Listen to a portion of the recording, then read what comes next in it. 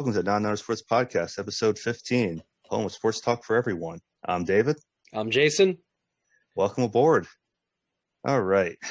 On to the first period, because we all know how we can deviate right before we get into things. And no pregame. Well, if we pregame, it just spirals, out of control. Never a failure on that one. But the first period, it's J.J. Watt's going to the Cardinals. Now, I heard many different things with him, that he wanted to go to a team that has a Super Bowl chance. Going to the Cardinals, I'm not sure if he had if that chance is there. You mean the third out of four teams, Arizona Cardinals? The fourth out of four teams, Arizona Cardinals? I mean, I don't know. It's just something that, like, if he wanted to get a ring, he would go to a team that was going to be a contender. Like, I heard he was going to go to the Steelers to play with his brothers. Which that would have made some sense, I thought. Yeah, I thought that would have been the thing too, but I don't know. I just thought that he would have went to an actual team that was going to be a contender. I know a lot of Pittsburgh fans are going to hate me for this, but when I heard a friend of mine at work said that he went to a team to win a Super Bowl, and she's a Steelers fan, and she's like, "Hey, he's going to go to Steelers to hopefully win a ring." Like, you mean the Pittsburgh Steelers to win a ring? I thought you said he wanted to go to a Super Bowl team. I said that because... Keep in mind, we did talk about how good of a season they were having before they weren't. Were is the key word. And that is not our fault that they lost. That they lost because after the episode was aired, they still won. So it's not us. They weren't a bad team overall. They caught some bad breaks late in the season. And in football... Bad breaks. In football... losses are worse in the end of the season than they are at the beginning of the season. Going undefeated for the first half of the season is like you're in school and you just try to get the best grades you can at the beginning half so you can slack off the second half and still make the playoffs and pass. Right. So in looking at the Cardinals record for the last 5 seasons, 2015, they were first in their division. They lost in the conference playoffs. 16, they were second. 17, they were third. 18, they were fourth. 19, they were fourth. This year, they rebounded up to third. Are they trending upward? Possibly. Are they going to trend upward before J.J. Watt retires? I don't know. Yeah, how much time does he have left to play? That's the thing. I mean, at any moment you could go. A team could just, a player can just. That's it for his career. He could play so many years, and that's it. Any time. Well, yeah. Look, I think we said it before with Chris Pronger. He got an eye injury, and that was it. Keith Primo, of the Flyers, he had an injury. That was it for him. He had a concussion. And then you have players that lasted 20, 22 years, no issues, like Gordie Howe. He was playing well into his 60s, 70s, maybe 80s. I forget how old he was when he stopped playing, but even still, you got players like that who've gone without injuries, but yet you have good players that have gone injured, and that was it. Wayne Gretzky, his whole career without, a heavy injury to have him out of the NHL. So with that being said, with J.J. Watt, let's just hope that he can stay healthy to maybe win that Super Bowl, and maybe he can help the Cardinals win one. Well, I think if the Cardinals do win one with him in the next 2 years, I think he's going to be done. I think he will accomplish what he wanted. He's going to go down as one of the best defensive players of all time. Oh, no doubt. The guy was a beast. Is a beast, I should say. It's not like his career's over. I think the deal he got is for the career he's had and what he can mean to a team, both in the locker room and on the field. I think what he got is absolutely. That's a great deal he got. Well, he has 2 years to prove it. I think, and look, let's not act like. I mean, there's reasons why he went there. He's been with the defensive coordinator before. They know each other. They were together when Watts was a rookie. So he has history with people on the Cardinals team. He has chemistry with them. So going to the Cardinals does make some sense, even though most of us think it doesn't. Well, here's my thing with that. He's going to be a help to the defense. Yes. But that's the defense. So the offense still has to stay together. Just because they added a piece to the puzzle for defense does not mean the offense can stay together. Now, in that case, they hope they do. And for his sake, hope it does. Now, I just hope, because you got some teams like, let's say, for example, the Chiefs during the Super Bowl. Defense was kind of there, but then again, the Patriots shut them out. But the offensive line. The Bucks? Yeah, right, the Bucks. So used to you know how it is. So used to seeing Brady with the Patriots, it's hard to see him with the Buccaneers. So one of the cool, I don't know. That's just my thing with that. Just because the offensive line is completely different from the defense. So you add a piece of the defense. Now you have to work on making that offense superior. So one of the cool facts that I saw in our research, or my research for this. So he's going to be teaming up with Chandler Jones with the Cardinals, right? The most sacks in the NFL since 2012. Number one is Chandler Jones at 97 sacks. Number two is J.J. Watt. 95. This could potentially be a quarterback's worst nightmare scenario. Oh, yeah. I mean, like I said, it's the defense that is going to be dangerous for the Cardinals. It's just they got to hope they can have an offensive line to produce, because a defense can help win games, but the offense is supposed to win the game. Right. But like you said, Jones and Watts, I mean, that could be a nightmare for any quarterback. Doesn't matter who you are, Tom Brady, Patrick Mahomes. It doesn't matter who you are. It's going to be a nightmare for you. And in comparison's sake, because we did mention the Steelers and we have mentioned quarterbacks, let's not ignore the fact that Ben Roethlisberger signed another contract with the Steelers for $14 million. He took a pay cut to stay with the Steelers. I would say in the same case as JJ, Ben means a lot to that team. And Ben, he won him a Super Bowl. Not just that, I think Ben, especially now as a veteran quarterback, he has other things to offer the team than just he had a Super Bowl ring. But I think in this case, comparing the two, I think Ben is clearly on the downside of his career.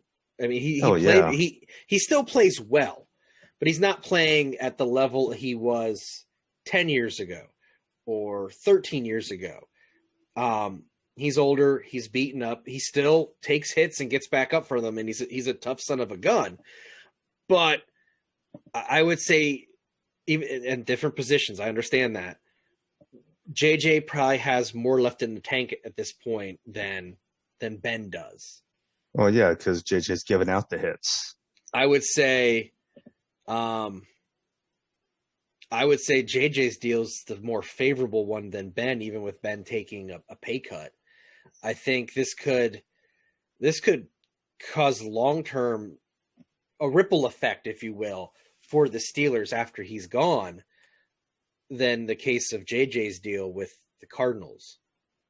Well, the thing with Roethlisberger is that, yes, he is on the downward climb of his career. Yes, that's, just because you're up in age. I mean, people gave the argument with Tom Brady that he's just a freak of nature, that he can go his age and keep going the way he does. But the way Ben is he going to be able to take, let's say, a backup position if a quarterback does better than he does? Is he going to be able to do that and still be happy with the Steelers? I would say if he took a pay cut to stay with the Steelers. One, this is clearly a guy who's loyal to that team. I honestly think if he has to take the backup role, he might take it as an opportunity to mentor. Well, I mean, then that's great for him. I mean, because I know some quarterbacks. The only person stand. I've heard say bad things about him is Antonio Brown. So for all the people he's played with, only one person says bad things about him. That kind of makes it sound like he's a decent person. He might, if the situation arises and he is a backup, he might do the right thing by the person who's who he's giving the torch to. You know what I mean? He's not going to farve them. Yeah, pretty much. I mean, if that's the case, then that's going to be great, because then that means he's about the team winning and not just about him. And that's what makes it, and the quarterback's normally the captain of the team because of who he is.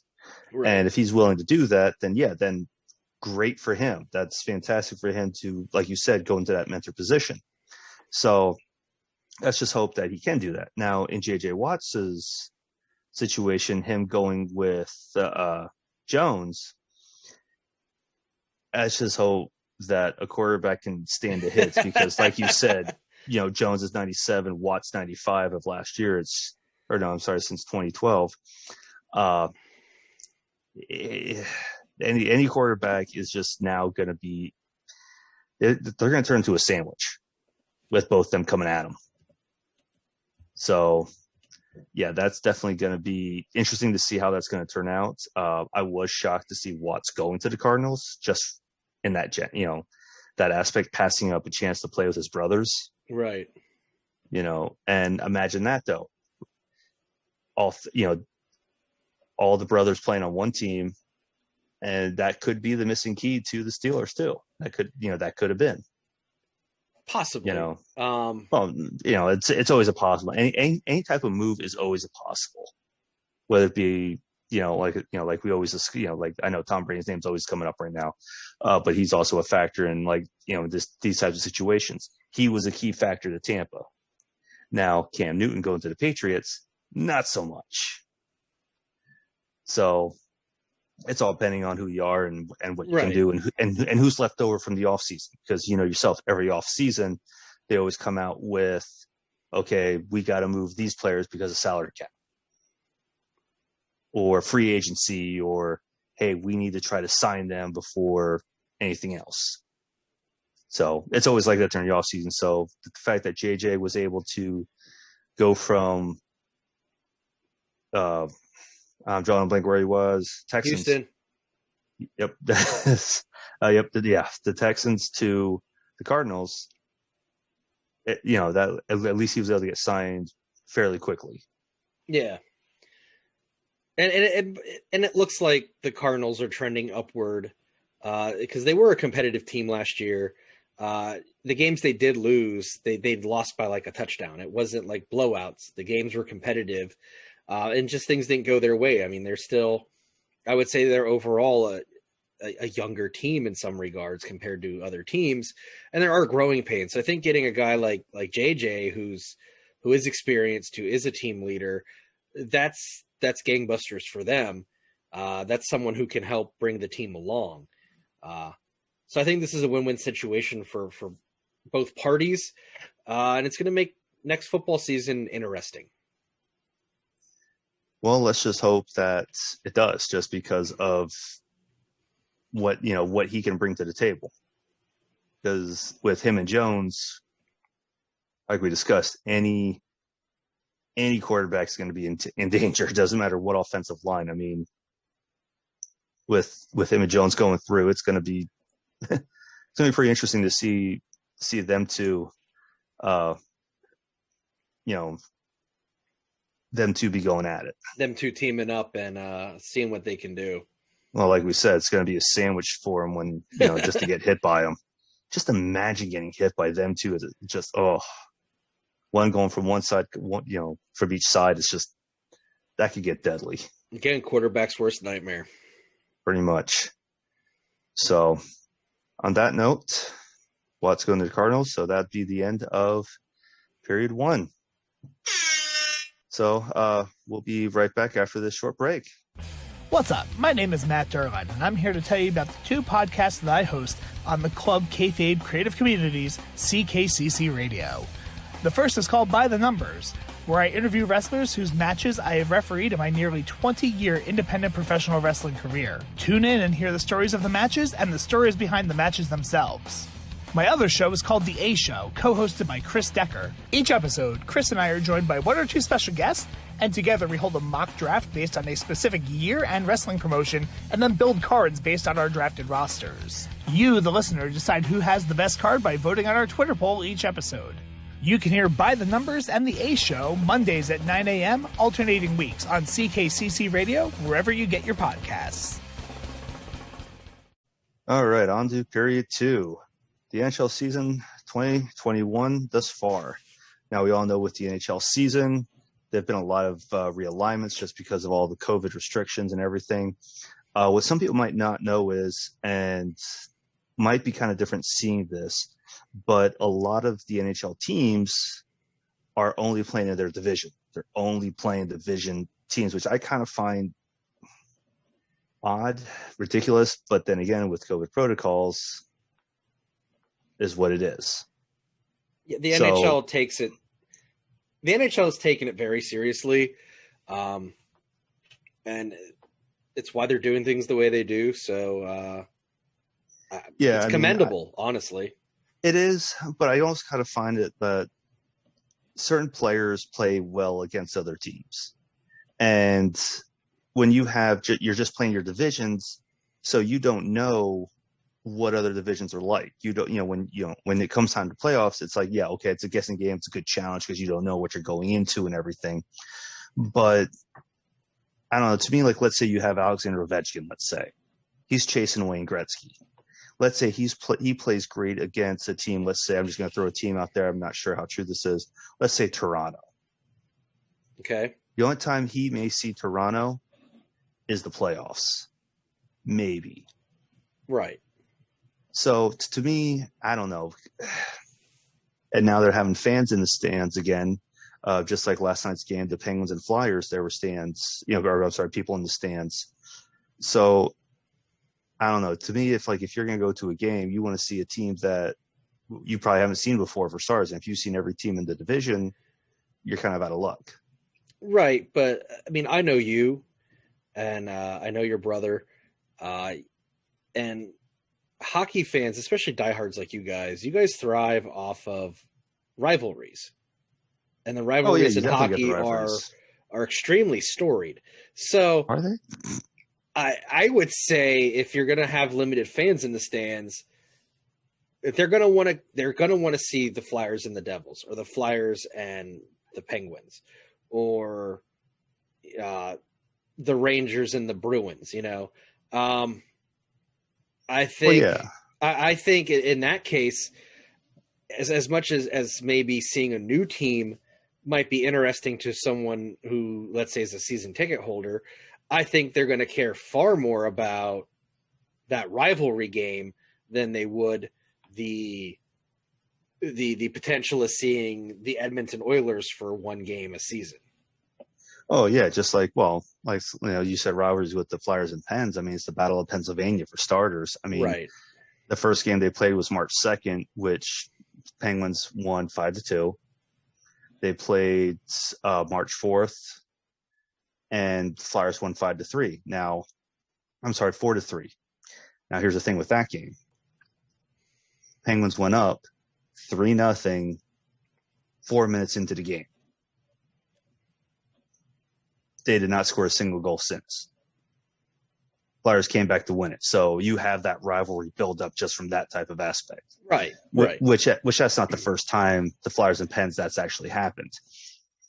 But it's, I don't know, to me, okay, yeah, like you said, the rivalry's there. You have the Flyers Caps. You have, the Caps and Penguins. Crosby versus Ovechkin. Right. Yeah, that's always fun to see too. But I don't know, because of to me, I think it's because of how it used to be, where you have playing other divisions, other people, other things like that. when some teams play better against others or have a better competition than others. Well, it's just one of those things to where maybe I'm just thinking of the past. Well, I mean, there's no set, as far as I can read, there's nothing that shows that this is going to be moving forward permanent. But now this also leads to, I would say, more intriguing scenarios with playoff hockey, because you're not going to have familiarity with teams that you might have played in a previous season. So now it's going to be a fresh matchup compared to what it might have been a year ago or 2 years ago, with teams who might have played here and there in the course of a season. Now, the chances of seeing the Golden Knights versus the Flames is slimmer, and then therefore more meaningful in the playoffs than it would be in another season. Well, yeah, I mean, but the thing is, though, now you just have, let's just say, the North, all Canadian teams. So they're going to have to migrate to the U.S. One of those teams, or whoever wins the North, is going to have to migrate to the U.S. Where they'll go, who knows? Because right now it's looking like Toronto. Yeah, just a little. Well, they're only up by 7 points, and there's halfway through the season, just under halfway through the season. That can always change, that. But the fact that any other time Toronto's not going to be leading the division, right? If it's any other season, So I don't know. Like I said, maybe it's just me thinking of the past with this, just because I like to see the other teams with the rivalries just from other divisions. Right. Like saying a rematch of the 2018 Stanley Cup from Pittsburgh, or not Pittsburgh, Washington and Las Vegas. That's kind of But now it is nice to see, though, the Tkachuk brothers go against each other between Ottawa and Calgary. Now let me ask you this. How would you feel if they kept this format moving forward? Where they just played the divisions? Yeah. No. I in my opinion, I wouldn't like it because of that reason, because you don't see like the other matchups. Like right now, to me, it's one of those things to where everything's out of whack, because normally the Dallas Stars are in the West. And same thing with Chicago, but they're in the same division as Tampa and Carolina, which is normally in the East, and those teams are normally in the West. Now the teams in the East, which are the Islanders, the Capitals, the Bruins, the Flyers, the Penguins, the Rangers, the Devils, and the Sabres, they're normally in the Eastern Conference. Right. And it looks like, same thing with the North, with the Canadian division. It's split because you had Toronto, Montreal, and Ottawa in the Eastern Conference, and Winnipeg, Edmonton, Calgary, and Vancouver in the Western. Now they're all into one. So to me, that gives the Canadian teams not a big chance to be in the playoffs. So it's kind of one of those things to where, yes, it's rare to see a Canadian team in the playoffs, but when you have 4 or 5 Canadian teams that can make the playoffs, now you don't have that. Right. So if this continues going forward, you're not going to have that type of opportunity, which the last time, I think it was, I want to say 93 was the last time the Canadians, a Canadian team, I think it was the Montreal Canadiens actually, won the Stanley Cup. It was back in 93. So doing it this way, it's just going to slimmer their chances even more for the Cup to go back to a Canadian team. Gotcha. And now the Western Division, that's all Western teams. That's all Western Conference teams. So it's all half and half. So teams that should be in the West, in the Western Conference, in the divisions, are half there. The other half are all mixed. So it's just one of those things to where I just wanted to go back to normal so that it's more spread out. and not just, okay, you're just playing in this division, that's it. At that point, might as well just go to a bubble. At that point. Well, I think for this season, this was the best case scenario without going into a bubble. It is, but still, I mean, even in this situation, I mean, the Flyers got knocked out of a couple of games because of COVID, because of all the protocols. Right. So really, what's the difference if you're going from one to another? What's the difference if you're going from, let's say, to Chicago, going to the Central Division, or going to Colorado? What's the difference if there's going to be a COVID protocol where teams are missing games? I think in that case, it's to prevent a further spread if there is an outbreak on a team.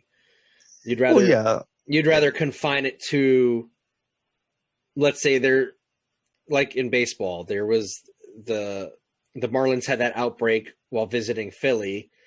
The Marlins didn't leave Philly, the Phillies didn't leave Philly, and the Yankees didn't come into Philly.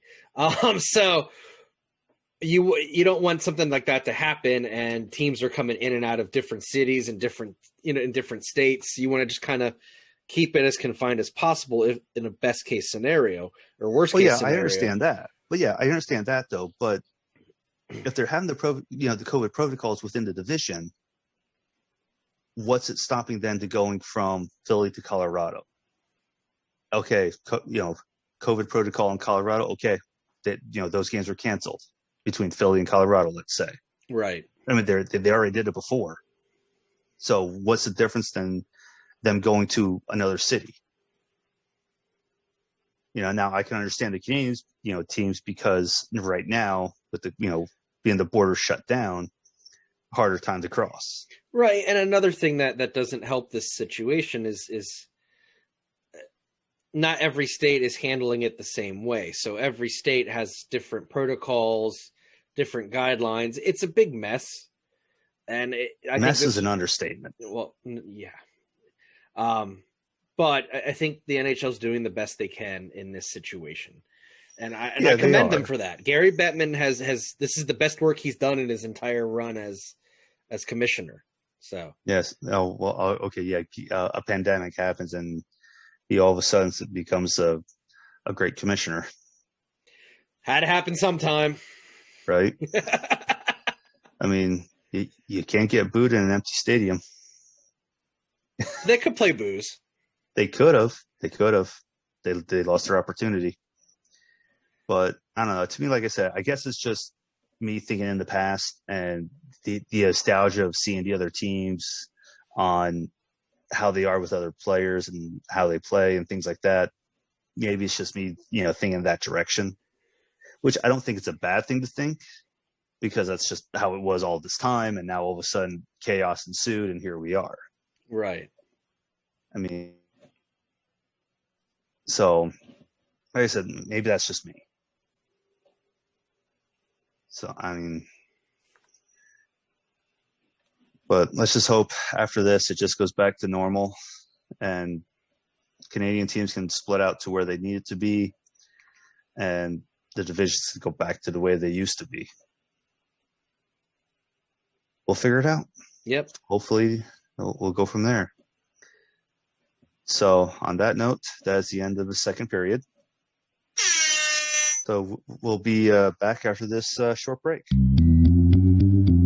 Baseball fans, check out the Baseball Together podcast. Your hosts, Blackjack Brad and Kansas City Little Big Briggy Blue Eyes, present new episodes for the entire baseball family every Tuesday. Available on all your favorite podcast apps and YouTube. Come join our baseball family where we do baseball together. All right, on to the third period. Now this one, third period, of course, everybody loves to listen to. This one is finding sports that are strange and unusual.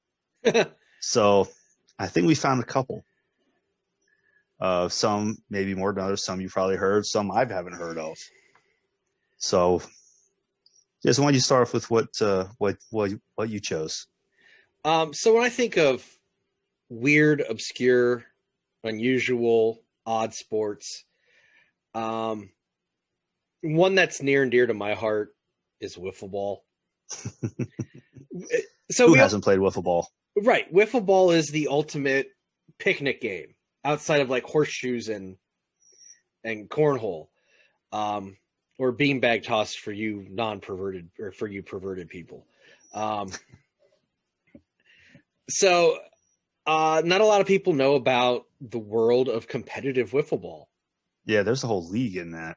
There's a lot of leagues in it. A lot of leagues, a lot of tournaments. But I wanted to focus specifically on two because I think they're indicative of the two different types of competitive wiffle ball. So the first one I want to touch base on is the GSWL, which is the Golden Stick Wiffle Ball League.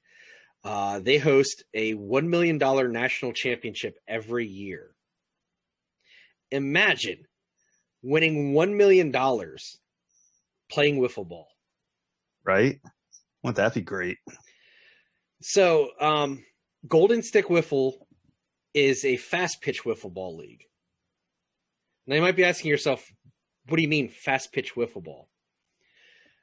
So most of these pitchers are former collegiate or minor league baseball players. And some of them are actual pitchers who can throw this little plastic ball 97 miles per hour with some of the sickest curves you'll ever see in your life. Yes, I've watched some of those videos, and holy crap. Anybody out there, go to YouTube, look up fast pitch wiffle ball. Some of the curves, it looks like they're going behind the batter, but it just crosses right in front of them. Oh, it's disgustingly, like, not disgusting like in a bad way. It's like, I can't believe it. Disgusting. It's wicked. Yeah. It's ridiculous.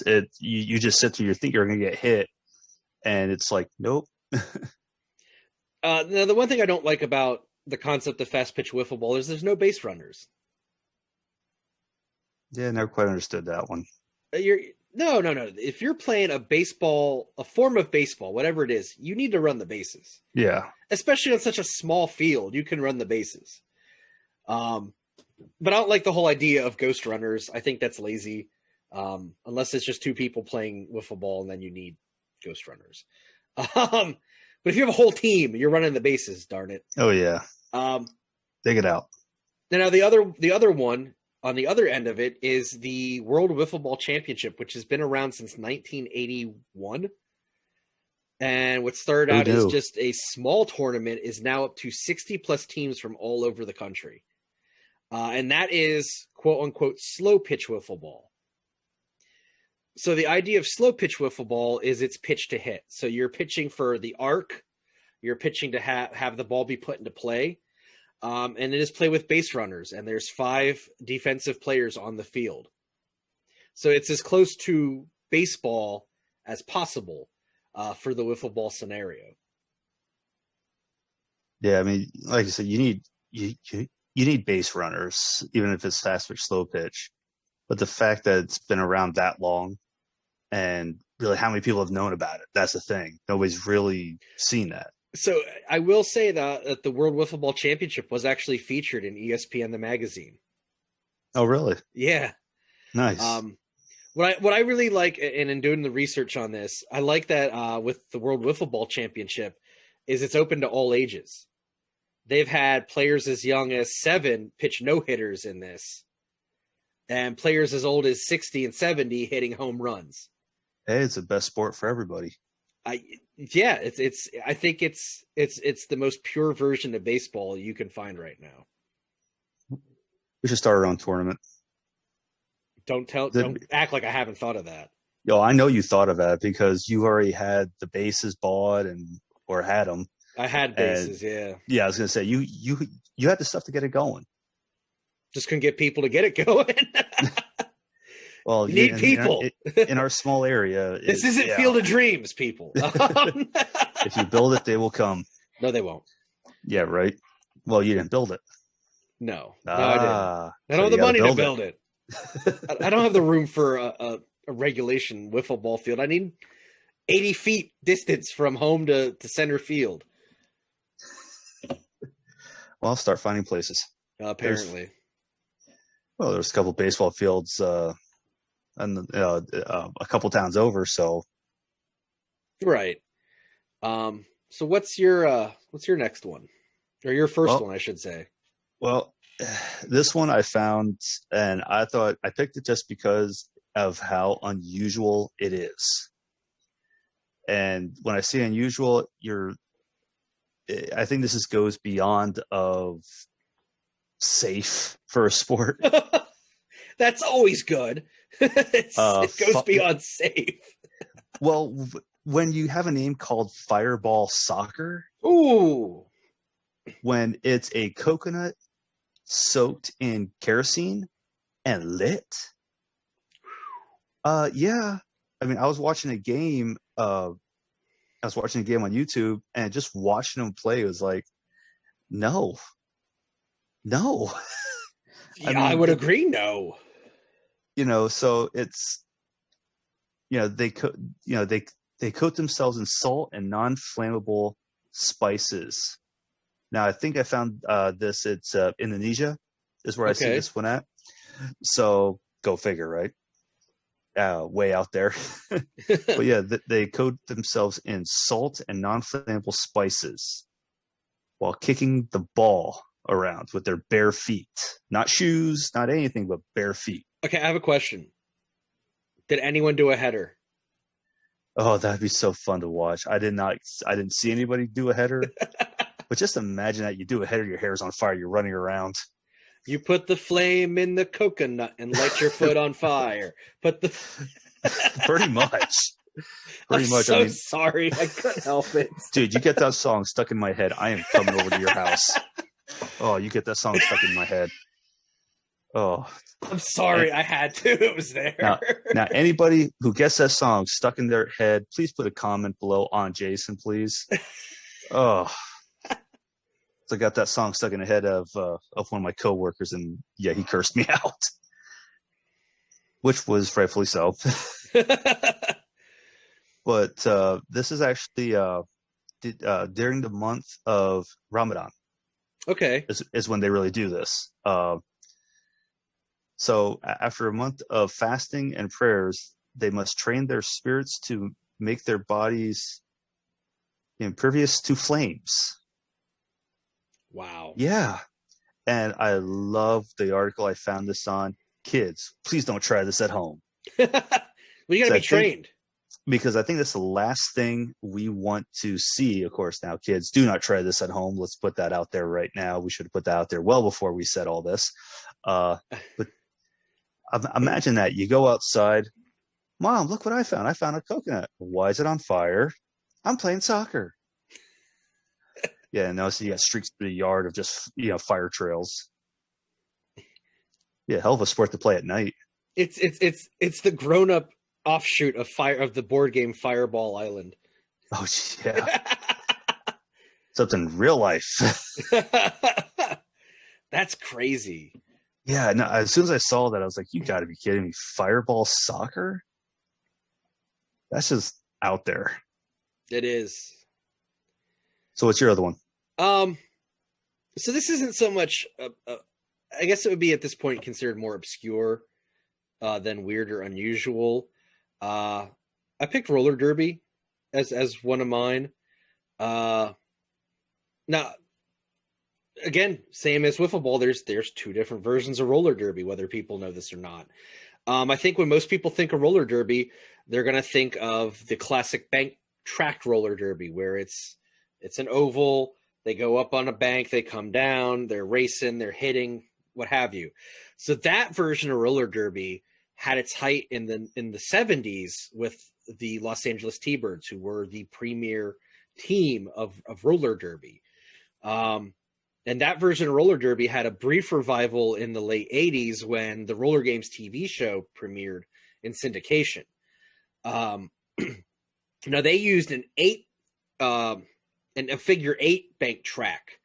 And actually, so I think for people from our generation, if we're thinking roller games, we're thinking more the NES beat 'em up game that was an offshoot of the actual Roller Games TV show that had nothing to do with roller derby at all. Right. But that leads to the fact that it had a revival in the late 80s. Now, the other type of roller derby is called flat track roller derby, and that's the modern version. It's played at skating rinks. It's local teams of local, primarily women, and it's definitely has that DIY punk rock kind of mindset where you're doing it on your own. You're doing it for this reason. No one's sponsored. It's all just a bunch of people with the same mindset, right? And fun fact, my former coworker is Duke 'em out on the Susquehanna Valley Derby Dixons out of Selinsgrove, Pennsylvania. So big shout out to her and her team. I definitely got to go up. We definitely got to go up. I agree. The next time they start having oh geez, what are they called? I know this. The next time they're not skates, they're not matches. Shoot, I don't remember. But the next time they have one, we're going. Hey, we'll go. And actually, also, if we can video it, we'll have it for you. Actually, I don't know if you remember this. On the way to my wedding, we drove by a derby team having a bikini car wash. Yeah. That was hilarious.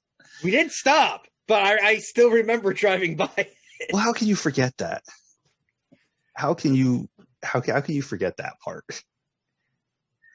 Yeah, that was interesting. But I think even though it's less known now, it's definitely classic Americana, and it has a rich history dating back to, I think, the 1940s or 30s. And it was a big thing on television at one point. So roller derby was important at one point in time. Yeah, I mean, it's an interesting sport. I mean, it's definitely something not for the faint of heart. You know, especially if it's, basically you're just hitting people at times too.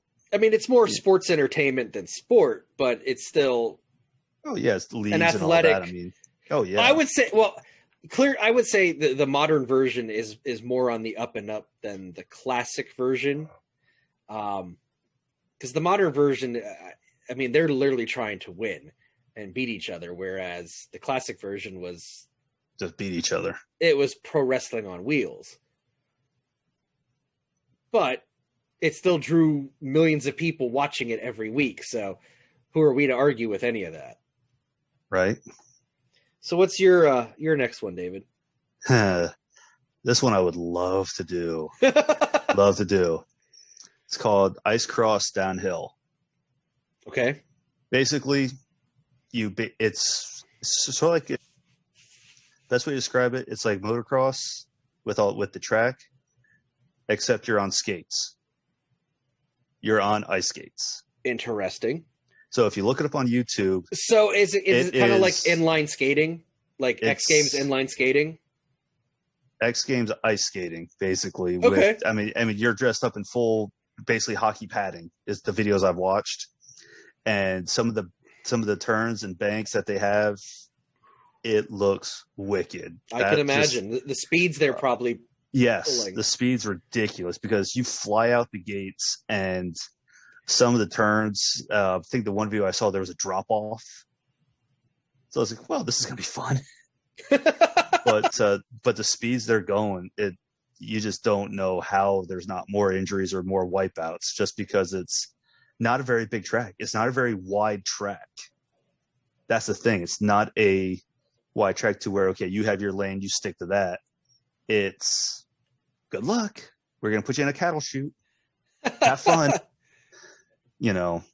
But just watching some of the videos on that, it's definitely something I would love to try. Right. I think that'd be fun.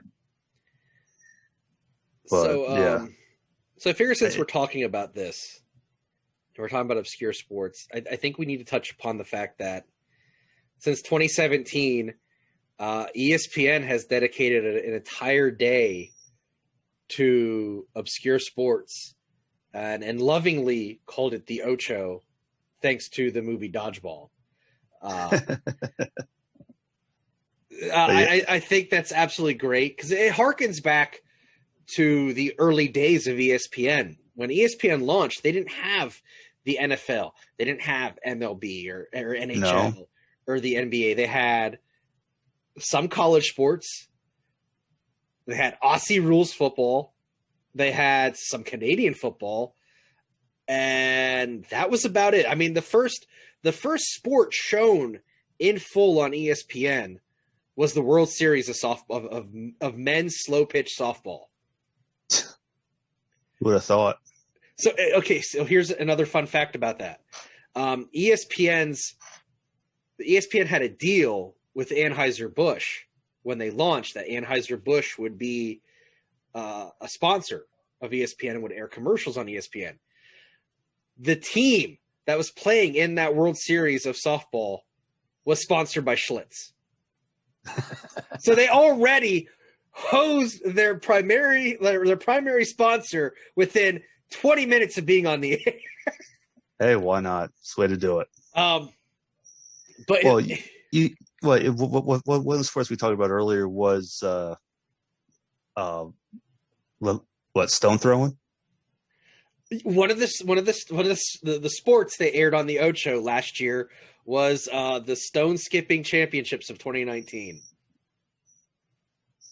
I guess you'll turn anything to a sport, like the electrician.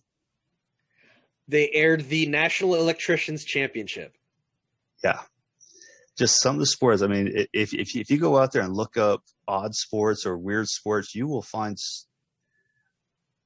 the oddest things. So this one might be my favorite, the slippery stairs competition.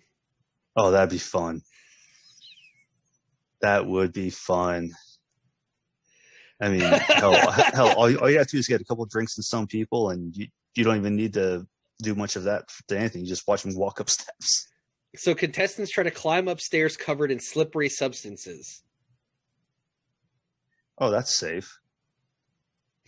Nothing that a few missed teeth and broken jaws can't dull. Is it a race to get up to the top, like the fastest time, or are you like? I would have to assume it's like the fastest one-on-one, time. or if it's one-on-one, that's going to get ugly.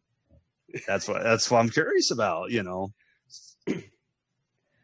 that's what I'm curious. So it's, but yeah, that's, yeah. So there's some odd sports out there that really are just, you just scratch your head at less like why, right?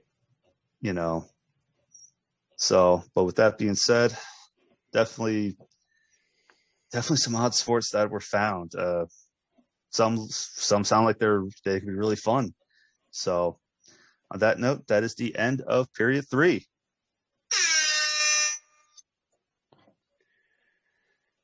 So before we head out this week and we close up the show, I just want to take a moment to let everyone know that I will be a guest on the A Show, which is co-hosted by our previous guest, Matt Derline, along with his co-host, Chris Decker. And that show will drop. So our show typically drops on a Sunday morning, Sunday afternoon. Their show drops the next day on Monday.